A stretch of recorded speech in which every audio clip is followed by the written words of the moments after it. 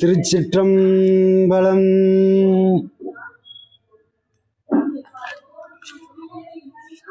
பாலும் தெளிதேனும் பாகும் பருப்பும் இவை நாளும் கலந்து உனக்கு நான் தருவேன். கோலம் செய் துங்க கரிமுகத்து தூமணியே நீ எனக்கு சங்கத்தமிழ் மூன்றும் தா. போலியர்கோன் வெப்பொழித்த புகழியர்கோன் கழல் போற்றி ஆலிமிசைகள் மிதப்பில் அணைந்த பிரான் அடி போற்றி. வாலி திருநாவலூர் வந்தொண்டர் பதம் போற்றி. ஊழிமலி திருவாத ஊரர் திருத்தாள் போற்றி. ஊழிமலி திருவாத ஊரர் திருத்தாள் போற்றி. நேசம் நிறைந்த உள்ளத்தால் நீளம் நிறைந்த மணிகண்டத்து ஈசன் அடியார் பெருமையினை எல்லா உயிரும் தொலையெடுத்து தேசம் உய்ய திருத்தொண்ட தொகை முன்பணித்த திருவாளன் வாசமலர் மென்கடல் வணங்க வந்த பிறப்பை வணங்குவாம். தூக்கு சீர் திருத்தொண்ட தொகை விரி வாக்கினால் சொல்ல வல்ல பிரான் எங்கள் பாக்கிய பயனாம். பதிகுன்றைவால் சேக்கிலாரடி சென்னியில் நிறுத்துவாம். கைலாய பரம்பரையில் சிவஞான போத நெறி காட்டும் வெண்ணை பயில்வான் வாய்மை கண்டான். சந்ததிக்கோர் மெய்ஞான பானுவாகி குயிலாரும் பொழில் திரு ஆவடுதுறை குருநமச்சிவாய தேவன் சைலாதி மரபுடையோன் திருமரபு நீடோடி தலைகமாதோ. திருச்சிற்றம்பலம். எல்லாம் வல்ல ஏக இறைவனை செக்காரக்குடியில் கீழச்செக்காரக்குடியிலே அருள்பாலித்து கொண்டிருக்கும் சங்கரீஸ்வரரை வணங்கி அடியனுடைய ஞானாசிரியர் ஸ்ரீமத் ராஜ சரவண மாணிக்க வாசக சுவாமிகள் திருவடிகளை நீல நினைந்து எம் பெருமக்கள் 63 நாயன்மார்கள் பொன்னார் திருவடி தாமரைகளை மனம் மொழி மெய்களாலே வணங்கி மகிழ்கின்றேன். அன்பார்ந்த சிவனேய செல்வர்களே, இன்று நாம் சிந்திக்க இருப்பது திருநீலகண்ட நாயனார் வரலாற்றை சிந்திக்க இருக்கிறோம்.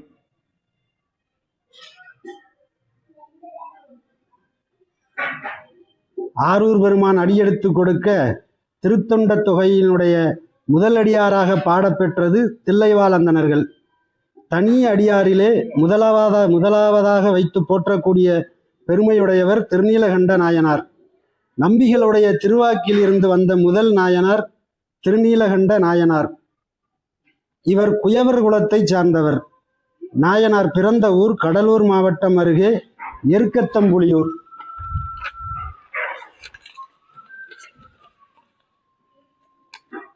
அந்த ஊரிலே ஒரு சிவனாலயம் உள்ளது.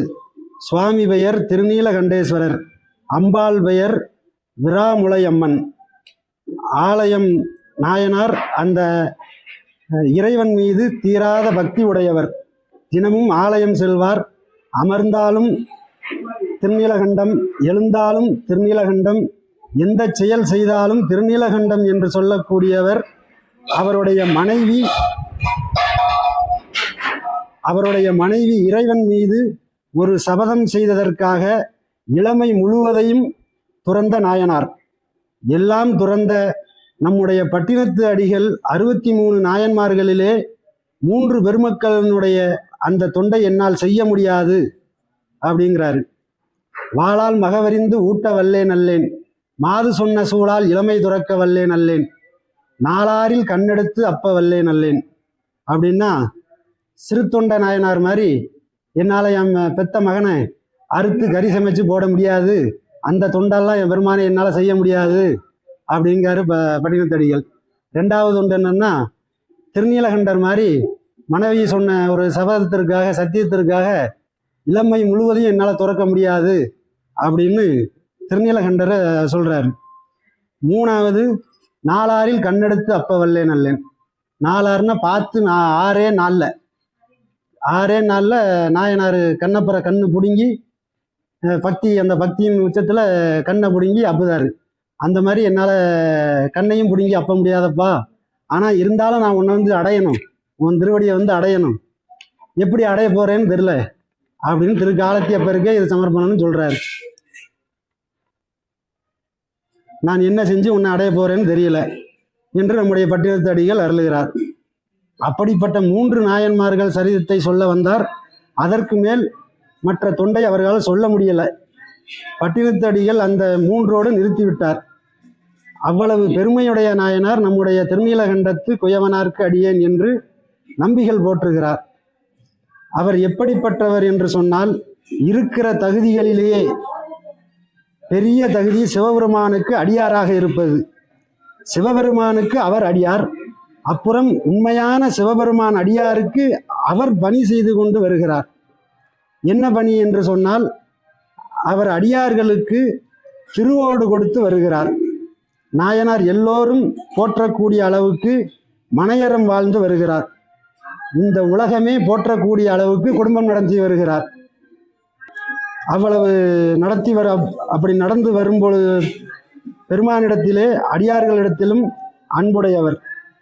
ஐந்தெழுத்தும் திருநீரும் ருத்ராஜமும் சடைமுடியும் உண்மை பொருள் என்று வாழ்ந்து வருகிறார். மற்ற பொருள்கள் எல்லாம் தோன்றி வளர்ந்து அழியக்கூடிய பொருள் என்று வாழ்ந்து வருகிறார். நாயனாருடைய தொழில் மண்பாண்டம் செய்து விற்பது. நாயனாருக்கு கல்யாணமாகி கணவனும் மனைவியும் மண்சட்டி, மண்குடம், மண்பானை என்று மண்ணாலான பொருட்களை செய்து வியாபாரம் செய்து வருகிறார்கள்.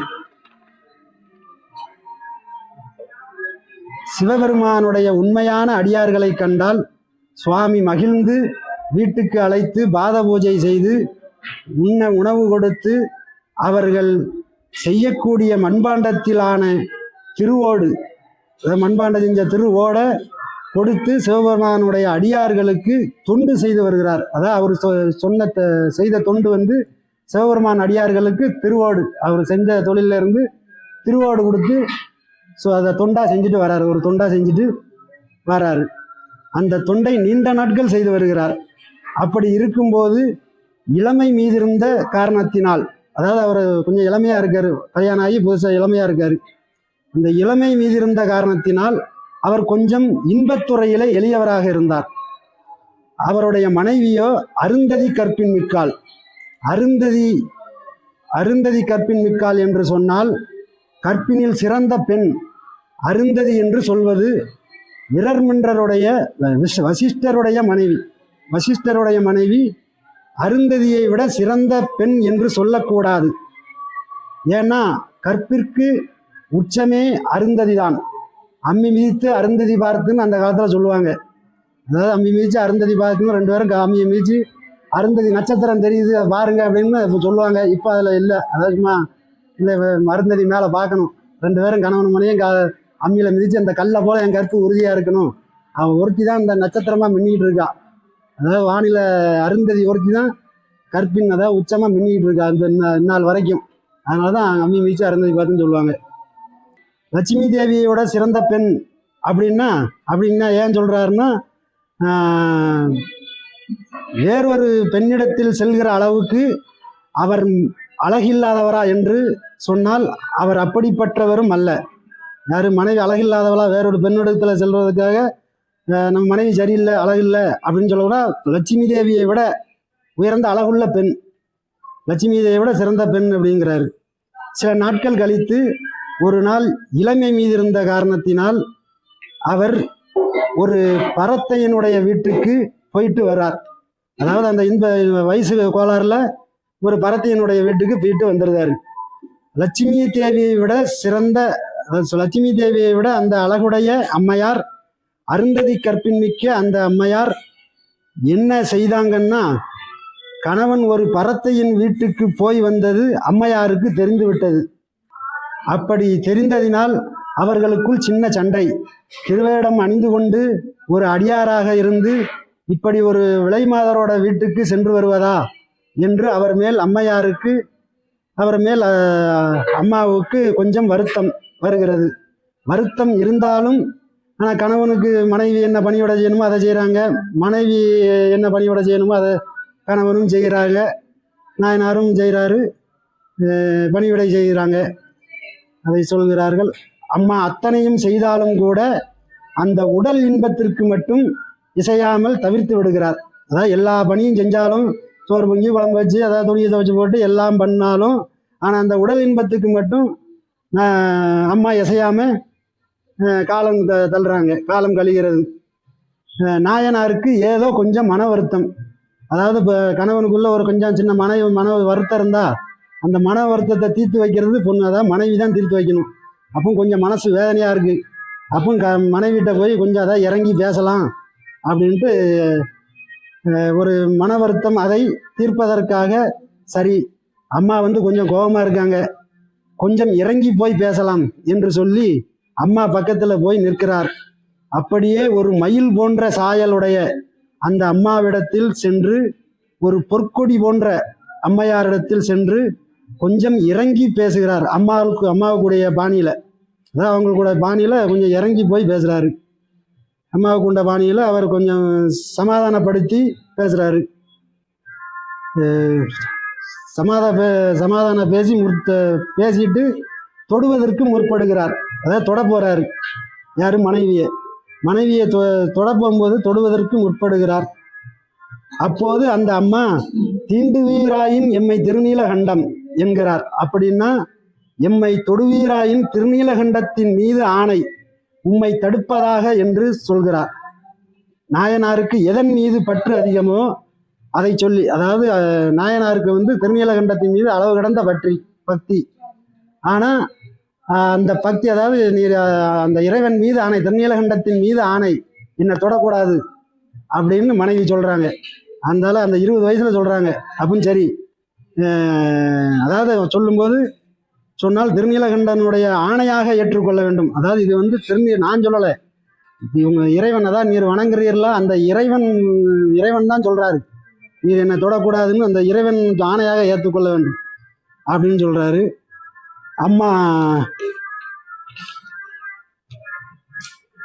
அம்மா வந்து எம்மை என்று சொல்லி அம்மா வந்து ஆணையிட்டு சொல்கிறதுனால எம்மை என்று சொல்லி ஆணையிட்டதா, என்னன்னு சொல்லலை, எம்மை அப்படின்றாங்க. எம்மைன்னு சொல்லும்போது சொல்கிறாங்க, என்னை மட்டும் அல்ல வேறு எந்த ஒரு பெண்ணையும், அதாவது என்னை மட்டும் இல்லை, எம்மை அப்படின்றதுனால வேறு எந்த பெண்ணையும் அதாவது தீண்டக்கூடாது, தொடக்கூடாது அப்படின்னு சொல்லி நாயனாருடைய மனசில் கருதி அதாவது மனசில் நினச்சிட்டு அப்படியே தன் நிலையை மாற்றிக்கொண்டார் என்றால், அந்த நிமிடத்தில் இருந்து மனைவியை எப்படி பார்த்தார் என்று சொன்னால், அயராலை போற, அதாவது வேற ஒரு பெண்ணை போல, அதாவது அதிலிருந்து அந்த சத்தியம் சொன்னதுக்காக அதிலிருந்து அதாவது வேற பெண்ணை போல, அயலாரை போல பார்த்தார். எம்மை என்று சொன்னதனால், வன்மையிலே சொன்னதனால், வேறொரு பெண்ணையும் மனத்தாலும் தீண்ட மாட்டேன், அதாவது வேற பெண்ணையும் நான் மனசால தீண்ட மாட்டேன், உன்னையும் சரி வேற பெண்ணையும் சரி நான் அதாவது மனசாலையும் தீண்ட மாட்டேன் அப்படிங்கிறாரு. எப்படி அப்படி நீங்க முடிஞ்சது அப்படின்னா, எப்படி நீங்க முடிஞ்சுன்னு பார்த்தோன்னா, இன்பத்துறையிலே எளியவராக இருந்த நாயனார் மனைவி இந்த ஒரு ஆணையை கேட்ட உடனேயே அவரால் எப்படி நீங்க முடிந்தது என்று சொன்னால், மனைவியின் மீது வைத்த ஆர்வத்தை விட அந்த இறைவன் திருநீலகண்டத்தின் மீது ஆர்வம் அதிகம் இருந்ததினால் நீங்க முடிந்தது. அதாவது திருநீலகண்டத்தின் அந்த இறைவன் மீது அதாவது ஆர்வம் அதிகமாக இருந்ததுனால மனைவி சொன்னதை அதாவது பொருட்படுத்தாமல் நீங்க முடிந்தது என்று சொல்கிறார். மனைவியின் மீது அன்பும் ஆசையும் இருந்தது, அதாவது மனைவி மேலே அன்பும் ஆசையும் இருந்தாலும் கூட அதைவிட திருநீலகண்டத்தின் மீது ஆசை அதிகமாக இருந்ததினால் அவரால் நீங்க முடிந்ததுன்னு சொல்றார். பெரிய பெரிய ஞானியர்களால், அதாவது ஞானியர்களால் கூட வெல்ல முடியாத அந்த சிற்றின்பத்தை, அதாவது பெரிய பெரிய ஞானி, அதாவது தவம் செஞ்சு ஞானியர்களால் கூட வெல்ல முடியாத அந்த சிற்றின்பத்தை தன்னுடைய பெருமான் மீது வைத்த ஆணையின் வரம்பிலே வென்று காட்டியவர் நம்முடைய நாயனார். அதாவது பெரிய பெரிய ஞானியர்களால் கூட அந்த வரம்பிலே வென்று காட்டியவர் நம்முடைய நாயனார்.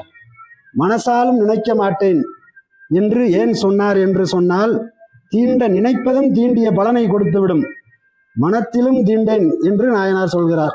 அதாவது நினைச்சாலே அந்த தீண்டிய பலனை கொடுத்து விடுமா, அதனால நினைக்க கூட இல்லை அப்படிங்கிறார். ஒரு உயர்ந்த நிலையிலே நிற்கிறார். அப்படி இருந்தாலும் கூட அந்த இரண்டு பெருமக்களும் எப்படி வாழ்ந்து வருகிறார்கள், ஒருவருக்கொருவர் எப்படி அன்பு காட்டி இருந்தார்கள் என்றால், உடல் இன்பம் மட்டும்தான் இல்லை, ஒருவருக்கொருவர் அளவு கடந்த அன்போடு வாழ்ந்து வருகிறார்கள். இது எத்தனை காலம் என்று சொன்னால், ரொம்ப வயசான காலத்து வரைக்கும். சாமி இப்படி இருந்தாங்களே வேறு யாருக்கும் தெரியாதான்னா வேறு யாருக்கும் தெரியாது. இவர்களுக்கு தெரியும், இறைவனுக்கு தெரியும். இவர்களுக்கு தெரியும், இறைவனுக்கு தெரியும். அதுதான் இவர்கள் காத்த ஒரு நியதி. இருவரும் கணவனும் மனைவியும் ஒரு சின்ன இப்போமெல்லாம் ஒரு சின்ன சண்டை வந்துச்சுன்னா நான் வீட்டை விட்டு போகிறேன் அப்படின்னு வெளியே போயிடுவாங்க. கணவனோ மனைவியோ வெளியே போயிடுவாங்க. ரெண்டு பேரும் ஆனால் அவங்க ரெண்டு பேரும் ஒரு சின்ன வீடு, அதாவது சண்டை விட்டுன்னு விட்டு வெளியே போயிடுவாங்க. ஆனால் அவங்க ரெண்டு பேரும் ஒரு சின்ன வீடு. அந்த காலத்தில் கொயவர் வீடு எப்படி இருக்கும், அந்த அதில் மண்பாண்டங்கள் அங்கங்கே இருக்கும். ஒரு சின்ன வீடாகத்தான், கூரை வீடு சின்ன வீடாகத்தான் இருக்கும். அந்த சின்ன வீட்டிலேயே இருவருக்கும் ஒரு சின்ன வீடு. அந்த சின்ன இடத்துல கணவனும் மனைவியும் வாழ்ந்து கொண்டு வருகிறார்கள். யாருக்கும் தெரியாது இவர்கள் இருக்கும் இப்படி அதாவது இவர்கள் இருவரும் இப்படி வாழ்ந்து வருகிறார்கள்னு யாருக்கும் தெரியாது. அதாவது கணவன் மனைவி ஒரே சின்ன வீட்டுக்குள்ள ஒரு சின்ன இடத்துல ரெண்டு பேரும் படுத்திருக்காங்க. ஆனால் எந்த விதமான இது இல்லாமல் வாழ்ந்து வருகிறாங்க. அதாவது வெளியே தெரியாது யாருக்கும். வெளியே அவங்க ரெண்டு பேர்த்துக்கும் தெரியும், இறைவனுக்கு தெரியும், வேற யாருக்கும் தெரியாது. கணவனும் மனைவியும் எத்தனை கருத்து வேறுபாடுகள் ஆனாலும் வரலாம். அதாவது கணவன் மனைவிக்குள்ள எத்தனை கருத்து வேறுபாடானாலும் வரலாம். ஆனால் வெளியே யாருக்கும் தெரிந்ததுன்னா, அதாவது கணவன் மனைவிக்குள்ள எத்தனை சண்டை வேணாலும் இருக்கலாம். ஆனால் அது வெளியே தெரிய வரும்போது அதை தெரியாது. இல்லைன்னா அவ அதை சொன்னா இவ அதை சொன்னான்ட்டு வேற கருத்துப்பாடுகள் வரும், சண்டை வரும் அப்படிங்கிறத சொல்றாங்க. அதனால நிறைய கருத்து விவகாரங்கள் வரும். இப்படி இருக்கக்கூடிய இல்லத்திற்கு சாமி ஒரு சிவனடியார் வேடத்தில் சாமியே வருகிறார். அதாவது அவங்க அந்த தொண்டை உலகத்துக்கு தெரியப்படுத்த இறைவனே வருகிறார், அடியார் வேடத்தில் வருகிறார். சுவாமி நாயனாருடைய இல்லத்திற்கு ஏன் வருகிறார்னா, அவருடைய தொண்டை எல்லோரும் அறிந்து கொள்ள, உலகத்தார்கள் எல்லோரும் அவருடைய பெருமையை அறிந்து கொள்ள வேண்டும் என்பதற்காக நாயனார் வீட்டுக்கு வருகிறார். அதாவது உலகத்தார்கள் எல்லாரும் ஏதாவது சோதனைம்பாங்க. அதாவது சிவபெருமானை கும்பிட்டா சோதனை வரும் அப்படிம்பாங்க. அது சோதனை இல்லை. அதாவது அடியார் எப்படி இருக்கான்னு பாருங்க. அதாவது என்னை தீராத பக்தி கொண்டு என்ன மேல இப்படி இருக்கிறான் அப்படின்னு உலகத்துக்கு தெரியப்படுத்த, அதாவது இறைவன், அதாவது தெரியப்படுத்துறதுக்கு தான் இறைவன் வாரான். அடியார் வேடத்துல சிவபெருமானே வராரு. அடியார் வேடத்தில் அவருடைய பெருமானுடைய அறிந்து கொள்ள வேண்டும் என்று நாயனார் வீட்டுக்கு வருகிறார். என்னுடைய அடியார்கள் இவ்வளவு பெருமையுடையவர்கள் என அவருக்கு தெரியும். ஆனால் உலகத்தாருக்கு தெரிய வேண்டும் என்பதற்காக சுவாமியே சிவனடியார் வேடத்தில் நாயனார் இல்லத்துக்கு வருகிறார். வந்தவர் எப்படி வருகிறார் என்றால், உடல் முழுக்க திருநீற்று பூச்சி, கழுத்தில் ருத்ராஜம், சடைமுடி, முகத்தில் புன்னகை ததும்ப, கையில் திருவோடு ஏந்தி ஐந்தெழுத்து மந்திரத்தை சொல்லிக்கொண்டு நாயனார் வீட்டுக்கு வருகிறார். சிவனடியார் வேடத்தில் வந்தது சிவபெருமான் என்று நாயனாருக்கு தெரியாது. எப்போதும் போல சிவனடியார்கள் வீட்டுக்கு வந்தால் ஆசனம் கொடுத்து அவரை அமர்த்தி பாத பூஜை செய்து எப்படியெல்லாம் உணவு படைக்கணுமோ அதையெல்லாம் நாயனார் செய்கிறார். அப்படி உபச்சாரம் எல்லாம் செய்து கொண்டு சுவாமி கிட்ட போய் நாயனார் பணிவாக நின்று கொண்டு, சுவாமி, நான் என்ன சாமி பணி செய்யணும்? எங்களுடைய இல்லத்திற்கு எழுந்தருளி இருக்கிறீர்கள், நான் என்ன பணி செய்யணும் என்று பணிந்து கேட்கிறார். சாமி பக்கத்தில் போய் நின்று, இறைவன் வந்திருக்காரு, பணிந்து நின்று கேட்குறாரு. அதாவது, சாமி, எங்கள் வெள்ளத்துக்கு வந்திருக்கிய, உங்களுக்கு என்ன வேணும், நான் என்ன பணி செய்யணும், என்ன வேலை செய்யணும் அப்படிங்கிறத கேட்குறாரு. அதற்கு இறைவன் நம்பின்னா ஒரு உயர்ந்த சொல். அதாவது ஆண்கள் சிறந்தவர்கள் என்று ஒரு சொல். நம்பியே, இந்த ஓட்டை வைத்திருந்து நான் வேண்டும் போது அதை தருவாயாக. அதாவது திருவோட்டை கொடுத்து நான் கேட்கும்போது இதை தா அப்படின்னு அவர் கையில கொண்டு வந்த திருவோட்டை கொடுக்காரு.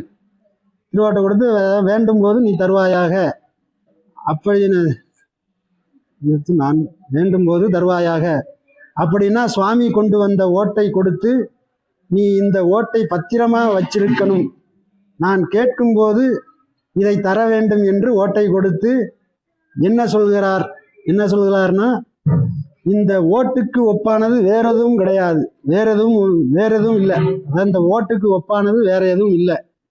பொன்னையும் மணியையும் விட மேலானது, அதாவது பொண்ணு மணியையும் விட மேலானது. கொடுத்த மண், ஆனால் கொடுத்தது வந்து மண்ணோடு. ஆனால் சொல்கிறார் கொடுத்தது, அதாவது ஓட்டை மண் ஓட்டை கொடுத்துட்டு இது பொண்ணும் மணியை விட மேலானது, தங்கத்தையும் பொண்ணையும் விட மேலானதுன்னு சொல்லி இந்த மண் ஓட்டை கொடுக்குறாரு. பொன்னையும் மணியையும் விட மேலானது, இதெல்லாம் முதல்லையே சொல்லிட்டு ஓட்டை கொடுத்துட்டு போயிடுறாரு. அந்த ஓட்டை வாங்கி பத்திரமா வீட்டில் ஒரு இடத்தில் வைக்கிறார். நீண்ட ஆண்டுகள் கழித்து, ஓட்டை வாங்கி வீட்டில் வச்சாச்சு. நீண்ட ஆண்டுகள் கழித்து நாயனாருடைய அந்த இளமையெல்லாம் போயிடுச்சு. அதாவது இளமையெல்லாம் நீண்ட நாட்களுக்கு ஆயிடுச்சு. அதாவது ஓட்டை வாங்கி வச்சு நீண்ட நாட்கள் ஆயிடுச்சு. நீண்ட நாட்கள் ஆகின உடனே இளமையெல்லாம் போயிடுச்சு. அதாவது இளமை போயிடுச்சு, வயசு 80 வயசு ஆகிட்டுது. இளமெல்லாம் முடிஞ்சு முதியவர் ஆகிட்டார். மூப்பு வந்துருச்சு, நிற்க முடியலை. நிற்க முடியாமல் கையில் கம்பு இருந்தால் தான் நிற்க முடியும், அந்த அளவுக்கு வந்துட்டாங்க. அதாவது 20 வயசில் நடந்தது, இது 80 வயசு வரும்போது கையில் கம்பை வச்சு தான் நடக்க முடிஞ்சுது. விழுந்ததா கம்பு இல்லைன்னா விழுந்துருவாங்க. ஆனால் பெருமான் மீது வைத்த அன்பு மட்டும் குறையலை. அதாவது கம்பு இல்லைன்னா விழுந்துருவாங்க. 20 வயசில் சத்தியம் பண்ணுது. இன்னும் இறைவன் மீது இருந்த பக்தி மட்டும் குறையலை.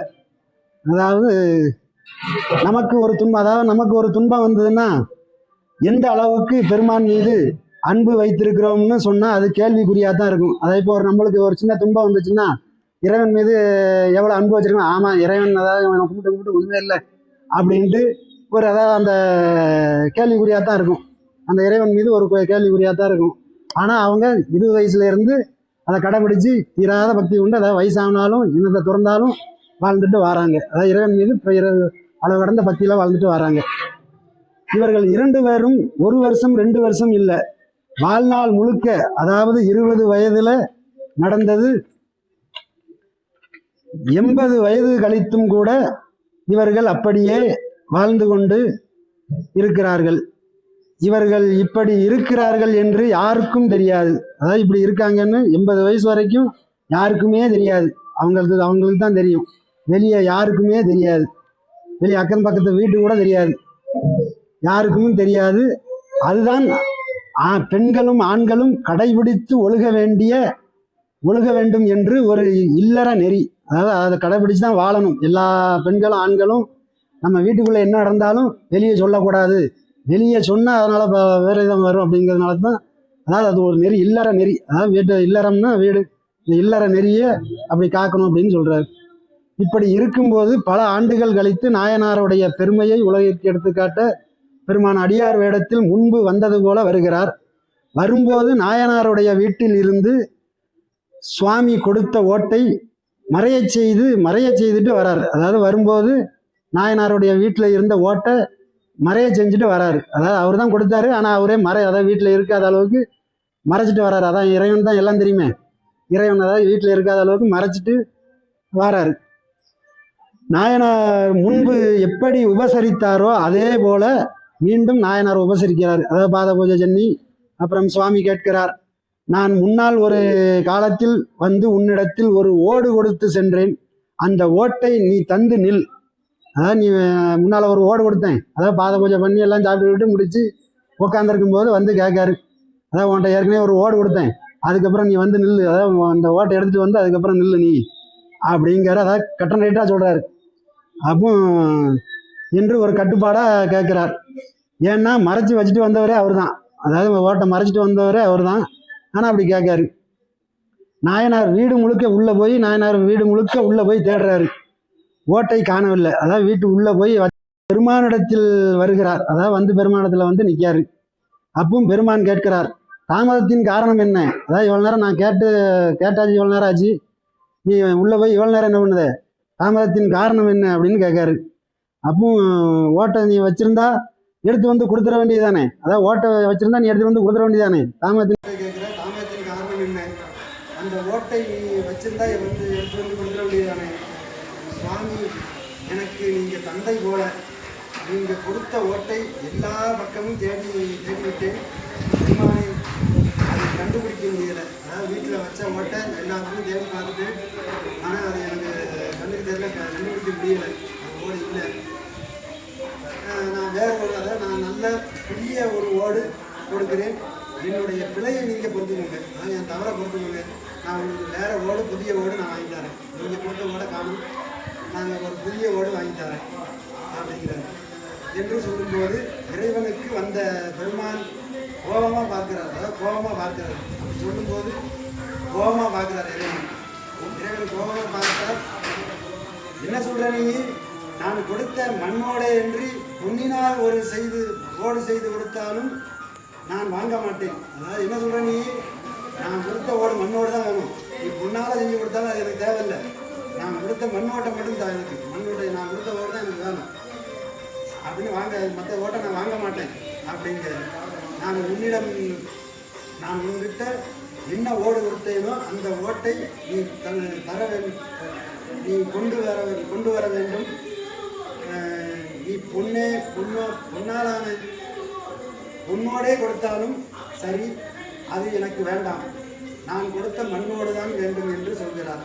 அதற்கு நாயனார் வேற ஒரு ஓடு கொடுப்பதாக மீண்டும் சொல்கிறார். அது மீண்டும் வேற ஓடு தானே அப்படின்னு சொல்றாரு. அந்த பெருமானுக்கு கோபம் அதிகமாகி, என்ன சொல்ற நீ, நான் கொடுத்த பொருளை நீ அபகரித்து விட்டு நீ வேற பொருளை தாருங்கிற, எனக்கு நான் கொடுத்த ஓடு தான் வேண்டும் என்று ரொம்ப கோபமாக சொல்கிறாரு. சரி, நீ எடுக்கலைங்கிறது உண்மைன்னா உன்னோட மகன் இருப்பான்ல, அவனை கையை பிடிச்சி குளத்தில் மூழ்கி காட்டு. அதாவது உன் மகன் இருப்பாங்களா, நீ எடுக்கலான்னு தெரியுது, அப்போ உன் மகன் இருப்பாங்களா, அவன் மகனை கையை பிடிச்சி குளத்தில் மூழ்கி சத்தியம் பண்ணி கொடு அப்படின்னு கேட்காரு. அப்போ அதாவது அந்த சத்தியம் பண்ண இடம் சொல்கிற வந்து திருப்புலீச்சரம். அதாவது திருப்புலீச்சரம் ஒரு குளம் உள்ளது. அதாவது திருப்புலீச்சரம்னு ஒரு கோயில் இருக்குது, கடலூர் சிதம்பரம் மாவட்டம் பக்கத்தில் திருப்புலீச்சரம்னு ஒரு கோயில் இருக்குது. அந்த கோயிலில் அந்த குளம் இருக்குது. அந்த குளத்தில் மூங்கி எழுந்து சொல்கிறார். அந்த குளத்தில் நீ மூங்கி காட்டு என்று சொல்கிறார். அதற்கு நாயனார், சாமி நீங்கள் சொல்கிற மாதிரி குளத்தில் மூங்கி சத்தியம் பண்ணி கொடுப்பதற்கு எனக்கு புதல்வன் இல்லை. அதான் இளமையிலேயே பிறந்துட்டாங்களே, கல்யாணம் பண்ணி இளமையாக திறந்துட்டாங்களே, 2 பேர் இளமையாக திறந்தாங்க. அப்புறம் எப்படி பிள்ளை இருக்கும்? அது நாயனாருக்கு, அதாவது சுவாமிக்கு எல்லாம் தெரியும், ஆனால் தெரிஞ்சாலும் அதாவது சோதிக்கிறாங்க, உலகத்துக்கு தெரியப்படுத்தணுங்கிறதா அவர் கேட்குறேன். அதாவது எனக்கு புதல்வன் இல்லை, அதாவது பையன் இல்லை என்று சொல்கிறார். சரி பையன் இல்லை பரவாயில்ல, மகன் இல்லை பரவாயில்ல, உன்னுடைய மனைவி இருக்காங்கல்ல, மனைவியின் மீது கையை பற்றி கொண்டு குளத்தில் மூழ்கி சத்தியம் செய்து கொடு. அதாவது குழந்தை இல்லை, சரி பரவாயில்ல விட்டு, உன் மனைவி இருக்காங்களா, உன் மனைவி கையை பிடிச்சி சத்தியம் பண்ணி, அதாவது குளத்தில் மூழ்கி சத்தியம் பண்ணி கொடு அப்படிங்கிறாரு. அதாவது மனையறத்தின் வேர் என்று சொல்வார்கள். அதாவது தெய்வ சேக்கிழார் பெருமான் பெண்களுக்கு அப்படி உயர்ந்த இதை சொல்லுவார். அதாவது மனையறத்தின் வேர் அப்படின்னா, ஒரு ஆலமரம் ஒரு மரம் இருக்குன்னா அந்த வேறு தான் மனைவி. அதாவது கீழே அடியில் இருக்கிறது வேறு தான் மனைவி. அந்த வேரை தாங்கி நிற்கிறது மரம், அந்த கிளைகள் தான் குழந்தைகள். அதாவது ஒரு மரம் வந்து அதாவது மனையறத்தின் வேர். ஒரு குடும்பம்னா அந்த உறுதிப்பாடாக இருக்கிறது வந்து மனைவி தான் அப்படின்னு பெண்களை உயர்த்தி சொல்லுவார். அதாவது மனையறத்தின் வேறாக இருக்கிறாங்க யார், அம்மா. அதற்கு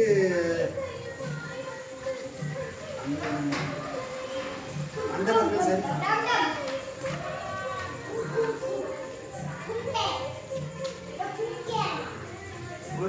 சத்தியம் செய்யும்போது,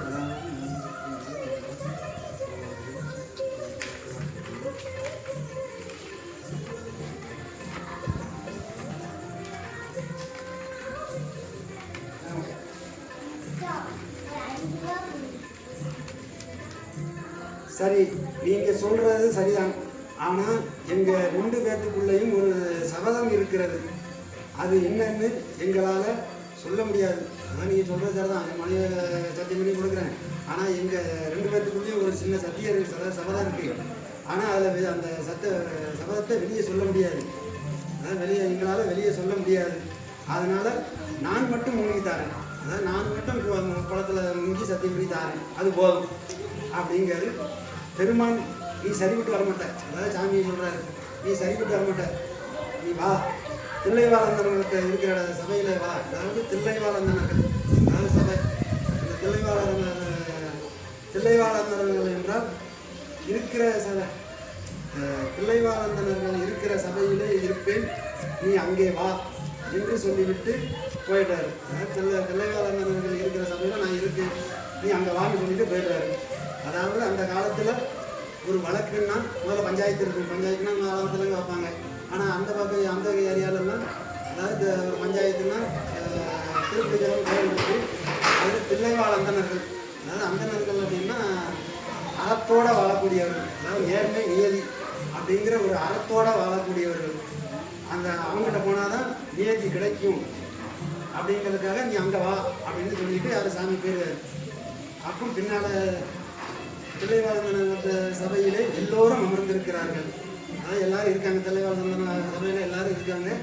அப்போ சுவாமியும் போகிறாரு, பின்னால் நாயனாரும் போகிறாரு. அப்போது அங்கு சபையிலே இருக்கக்கூடிய அந்தணர்கள் கிட்ட சுவாமி போய் இவனிடம் நான் ஒரு மண் பாத்திரம் கொடுத்தேன், அந்த மண் ஓட்டை வைத்து கொண்டு தர முடியாது என்று சொல்கிறான் அப்படின்னு சொல்கிறாரு. அதாவது நான் ஒரு மண் ஓடு கொடுத்தேன், தில்லைவாழ் அந்தணர்கள் சபையில் போய் சொல்கிறாரு, நான் ஒரு மண் ஓடு கொடுத்தேன், அதை தரமாட்டேன்னு சொல்கிறான். நான் முன்னால் கொடுத்தேன், இப்போ தரமாட்டேன்னு சொல்கிறான். இருக்கக்கூடிய அந்தணர்கள் அந்த வழக்கை விசாரிக்கிறார்கள். அதாவது அந்த வழக்கை விசாரிக்காங்க, நாயனாரையும் விசாரிக்காங்க, சாமிகிட்டையும் விசாரிக்காங்க. விசாரிக்கும் போது நாயனாரை கேட்குறார்கள், ஆமாம் அவர் சொல்வது சரியாக உண்மைதான். அவர் ஒரு ஓடு கொடுத்தார், நான் வீட்டில் வைத்திருந்தேன். மீண்டும் அவர் கேட்டார், வீட்டில் எல்லா இடத்திலும் தேடி பார்த்தேன், அது கிடைக்கல என்று நடந்ததையெல்லாம் சொல்கிறார். அதாவது வீட்டில் போய் தேடி பார்த்தா எதுவுமே கிடைக்கல, எல்லா இடத்துலையும் தேடி பார்த்தும் கிடைக்கல, அவர் கொடுத்தது உண்மைதான் அப்படின்னு சொல்கிறார்.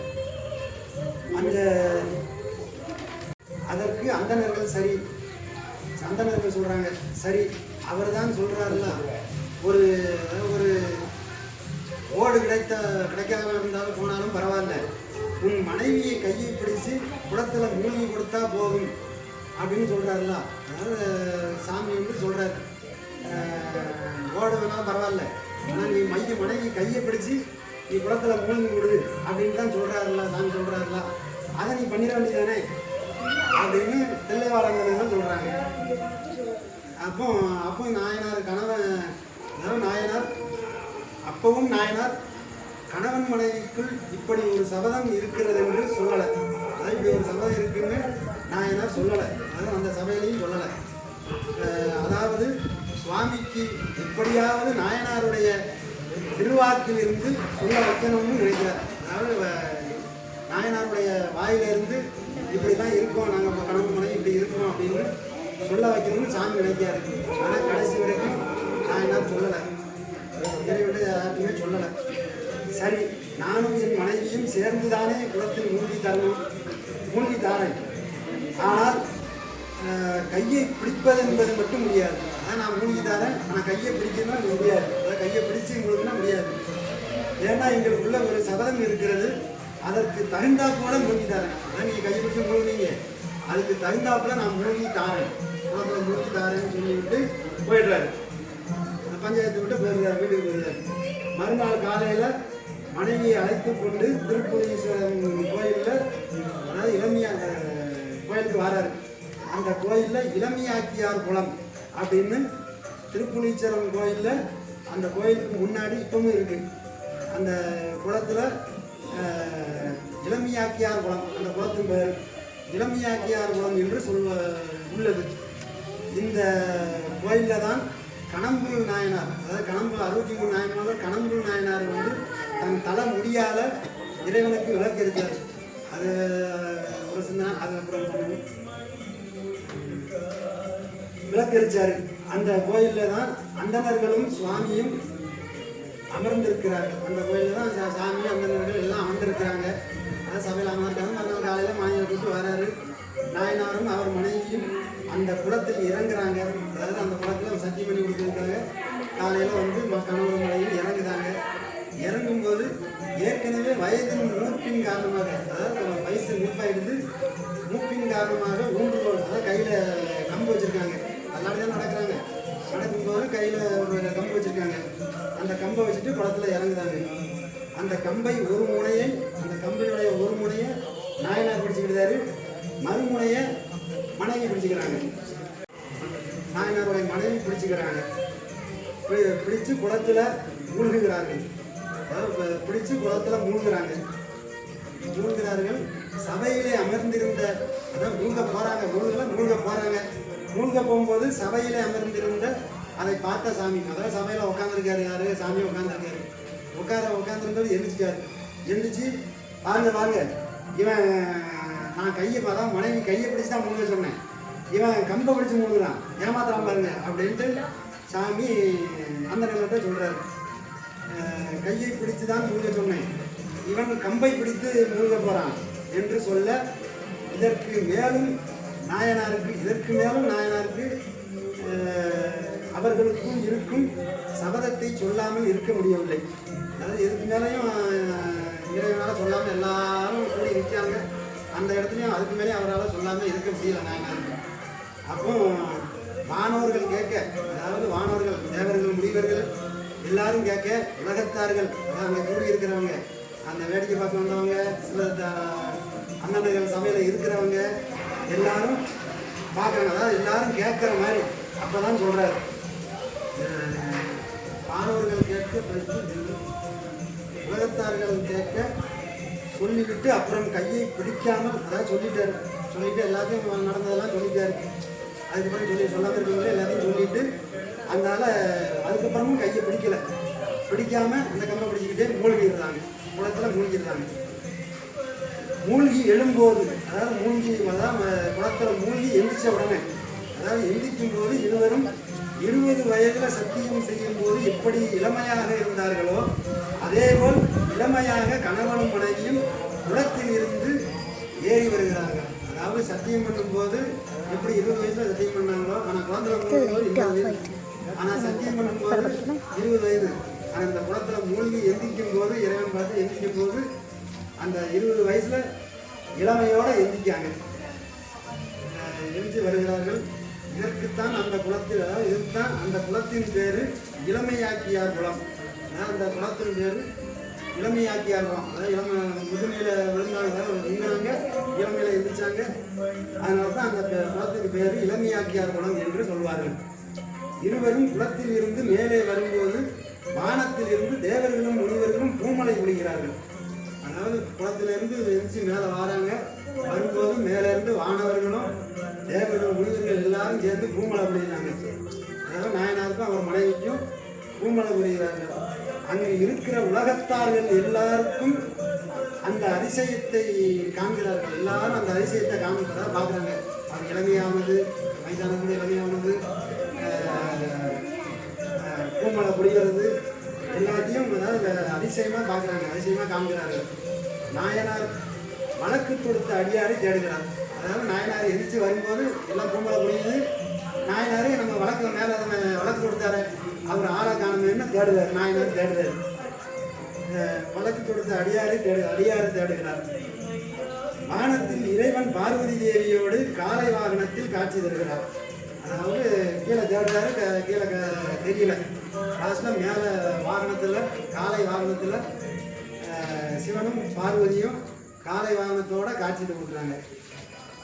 அந்த காட்சி நாயனாருக்கும் அவர் மனைவிக்கும் மட்டும்தான் இறைவன் தெரிகிறார். அதாவது அந்த காட்சி நாயனாருக்கும் அவர் மனைவிக்கும் தான் அந்த இறைவன் தெரியுதான். அதாவது மேலே இருந்து காட்சியை பார்க்குறாங்க, அதாவது ரிஷபவாகனத்தில் இருக்கிறத பார்க்குறாங்க.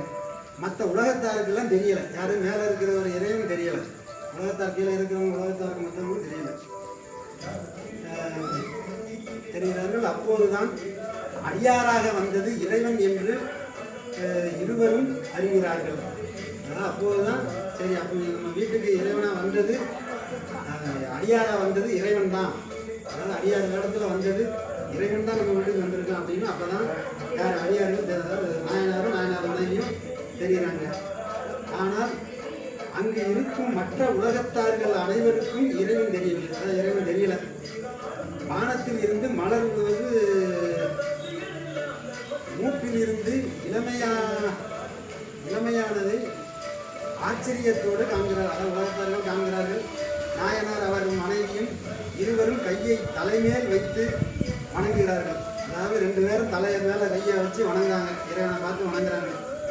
வணங்கும் போது இறைவன் வானில் இருந்து இதற்காக, அதாவது என் மீது மனைவி சொன்ன ஒரு சத்தியத்திற்காக, இருவரும் ஐம்புலன்களையும் அடக்கி வாழ்ந்ததற்காக, அதாவது ஐம்புலன்களையும் அடக்கி வாழ்ந்ததற்காக, ஏதாவது இளமையாக வாழ்ந்ததற்காக, எப்போதும் இளமை நீங்காது என்னுடன் வந்து சிவலோகத்தில் இருப்பீர்களாக என்று வாழ்த்தி இறைவன் திருவடிகளில் சேர்த்து கொள்கிறார். அதாவது சரி, என் மேலே சத்தியம் பண்ணதுக்காக உங்களை வாழ்க்கை முழுவதையும் பிறந்தீங்க, அதனால் இவங்களை இளமையாகவே என் திருவடியை வந்து அடைங்க, ரெண்டு பேரும் எப்போதும் இளமையாகவே என் கூட என் திருவடியில் இருங்க அப்படின்னு சொல்லி வாழ்த்துட்டு அதை வாழ்த்திட்டு சேர்த்துட்டு போயிடாத இறைவன் திருவடியில் வர சொல்லிட்டு போயிடுறாரு.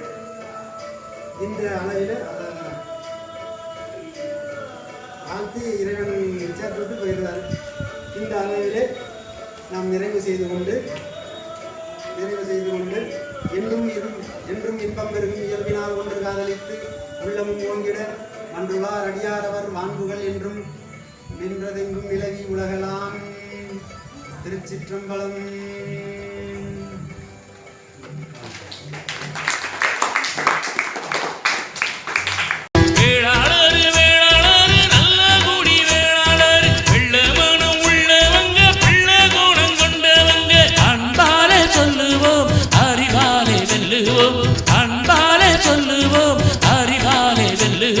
நாடும் வீடும் செழிக்க வரும் வேளாளரே, இந்த நாடு போற்ற வாழ்ந்து வரும் வேளாளரே. நாடும் வீடும் செழிக்க வரும் வேளாளரே, இந்த நாடு போற்ற வாழ்ந்து வரும் வேளாளரே.